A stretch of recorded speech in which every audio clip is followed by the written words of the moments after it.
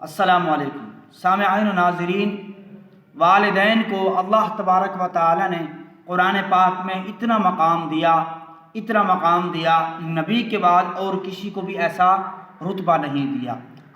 آئیے آپ کو سناتے ہیں مرزا جیلمی صاحب وہ ماں باپ کے بارے میں کیا کہتے ہیں۔ سر، ماں باپ کے حوالے سے ایک سوال ہے، سورہ بنی اسرائیل کی آیت جس میں ماں باپ کو اف تک نہ کہنے کا حکم۔ اب آج کل کے حالات میں میرے سے بھی ہوا ہے کہ والدین سے ہم کہتے ہیں کہ آپ چپ کر کے بیٹھ جائیں، آپ کو نہیں پتہ، آپ اس معاملے میں نہ بولیں، تو کیا یہ بھی استغفر اللہ تو بولی اللہ تعالیٰ معاف کرے، یہ کبھی بھی الفاظ نہیں استعمال کرنے چاہیے ماں باپ کے لیے۔ اچھا سوال کریں آپ؟ سوال یہی ہے کہ کیا یہ ایسا کہنا بھی ان آیات کی خلاف ورزی ہے؟ سرکار یہ سب سے بڑی خلاف ورزی ہے، یعنی باقی تو اس سے چھوٹی ہیں جو منع کی گئی ہیں۔ قرآن جو منع کر رہا ہے، یہ 10 کمانڈمنٹس میں میرا مسئلہ نمبر 77 ریکارڈڈ ہے، سورہ بنی اسرائیل میں آیت نمبر 23 سے 39 تک کل 17 آیات میں 10 کمانڈمنٹس ہیں جو تورات اور انجیل میں تھیں اور قرآن میں بھی آئیں۔ اعوذ باللہ من الشیطان الرجیم۔ وَقَضَىٰ رَبُّكَ أَلَّا تَعْبُدُوا إِلَّا إِيَّاهُ، اور تمہارے رب نے یہ بات طے کر دی تھی کہ مت پوجنا کسی کو سوائے اس کے۔ پہلی کمانڈ تھی توحید، دوسری وَبِالْوَالِدَيْنِ إِحْسَانًا، اور ماں باپ کے ساتھ احسان کرنا۔ قرآن حکیم میں کم از کم 4 مقامات پہ توحید کے فوراً بعد اللہ تعالیٰ نے ماں باپ کا ذکر کیا، اور اس کا ضربہ سلام ایپیکس یہ ہے سورہ بنی اسرائیل، اس سے زیادہ کہیں نہیں ڈیٹیل آئی ہے، اور نہ سینسٹیویٹی کا لیول۔ اما یبلغن عندک الکبر، اگر وہ پہنچ جائیں تمہاری موجودگی میں بڑھاپے کی حالت کو، احدہما او کلاہما، چاہے دونوں میں سے ایک چاہے دونوں۔ وہ صحیح مسلم میں حدیث ہے، آپ صلی اللہ علیہ وآلہ وسلم نے فرمایا کہ برباد ہو جائے وہ شخص جس کو ماں باپ دونوں یا دونوں میں سے کوئی ایک بڑھاپے کی حالت میں ملے اور ان کی خدمت کر کے جنت نہ کما سکے۔ یہ صحیح مسلم میں ہے، مسلم میں تو اتنی ہی ہے، لیکن ترمذی کے اندر اور مستدرک للحاکم میں وہ بڑی ڈیٹیل حدیث ہے کہ آپ صلی اللہ علیہ وآلہ وسلم 3 سیڑھیاں چڑھے، پہلی سیڑھی پہ فرمایا آمین، پھر دوسری پہ آمین، پھر تیسری پہ آمین۔ پوچھا گیا تو آپ فرمایا کہ جبرائیل علیہ السلام آئے تھے، انہوں نے کہا کہ آپ اللہ کے رسول صلی اللہ علیہ وآلہ وسلم میری دعا پہ آمین کہیں کہ برباد ہو جائے وہ شخص جس کے سامنے آپ کا ذکر ہو اور وہ آپ پر درود شریف نہ پڑھے، اللہم صلی علی محمد وعلی آل محمد۔ تو میں نے کہا آمین۔ پھر انہوں نے کہا کہ برباد ہو جائے وہ شخص کہ جس کو ماں باپ یا دونوں یا دونوں میں سے ایک کو بڑھاپے کی حالت ملے، ان کی خدمت کر کے وہ جنت نہ کما سکے، میں نے کہا آمین۔ اور تیسرا برباد ہو جائے وہ شخص۔ اب ذرا اندازہ کریں کہ ایک حدیث ہے، اس پر 3 بڑی بڑی وعیدیں ہیں۔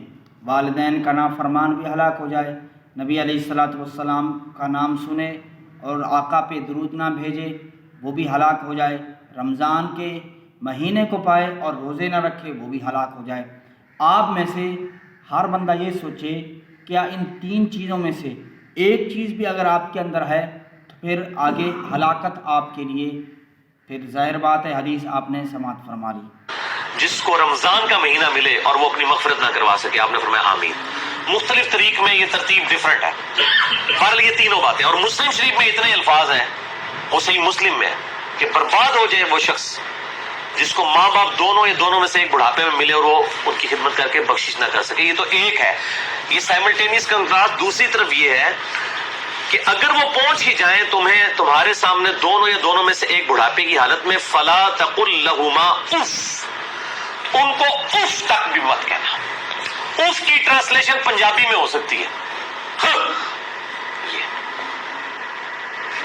آپ کہہ رہے ہیں کہ جی تسی یہ کہو چپ کر کے بیٹھے رہو، تمہیں نہیں پتا، یہ تے اللہ دے بندے ہو، یہ تے گال ہے۔ اللہ کے نزدیک تو اتنی بڑی یہ چیز ہے، اللہ تو کہہ رہے ہیں کجروی سے یہ بھی نہیں کہنا ہو، یعنی وہ بات کر رہے ہو اور آپ ان کو صرف اتنا رسپانس کرتے ہیں بس ایویں ہی لگے ہوئے، یہ بھی نہیں، جملہ بھی نہیں بولتے، آپ کہتے ہیں ہاں تاک لے، یہ اس کو منع کیا گیا ہے، وہ تو بہت بڑی بات ہے۔ ان کو اف تک بھی مت کہنا، ولا تنہرہما، اور ان کو مت جھڑکنا، وقل لہما قولا کریما، اور بات بڑی نرمی سے ان کے ساتھ کرنا، واخفض لہما جناح الذل من الرحمہ، اور اپنے عاجزی کے ساتھ کندھے جھکا کے رکھنا ان کے سامنے، یعنی آپ غیر اللہ کے سامنے جھک نہیں سکتے اتنا کہ آپ کے ہاتھ گھٹنوں تک لگ جائیں، ماں باپ کے سامنے بھی آپ اتنا جھکیں کہ ہاتھ گھٹنوں تک نہ لگے، یعنی حالت رکوع نہ بنے، اس سے پہلے یعنی آپ نے ایسے ان کے سامنے رہنا جی ابا جی، جی امی جی، اس طرح اپنے عاجزی کے ساتھ کندھے جھکا کے رکھنا. وقل رب ارحمہما کما ربیانی صغیرا، اور ان کے لیے دعا کرنا ہے رب ان دونوں پر رحم فرما جس طرح بچپن میں انہوں نے مجھے رحم کر کے پالا تھا. اور یہ وجہ بھی بتا دی کہ بچپن میں چونکہ انہوں نے پالا ہوا ہے، سب سے لاچار انسان کا بچہ ہے. بلی کے بچے کو آپ اس ٹیبل پہ رکھ دیں نیچے نہیں گرے گا، اور انسان کا آپ سال کا بچہ بھی رکھ دینا، وہ اگر کروٹ لیتا ہے تو گر پڑے گا، اس کو نہیں عقل کہ میں نے نیچے گرنا ہے یا نہیں گرنا. اتنا لاچار ہے انسان. اسی لیے انسان کے ماں باپ کو اتنا حق دیا گیا، چاہے وہ مشرک ہی کیوں نہ ہو. دنیاوی معاملے میں ان کے ساتھ معروف طریقے سے چلنا ہے. یہ حضرت لقمان کی جو نصیحت ہے، میرا بھی وہ لیکچر بھی ریکارڈ ہوا ہے، مسئلہ 176 میں نے بتایا. ربکم اعلم بما فی نفوسکم، یہ آپ کی بات کا جواب آ رہا ہے. تمہارا رب خوب جانتا ہے جو تمہارے جی میں ہے. ان تکونوا صالحین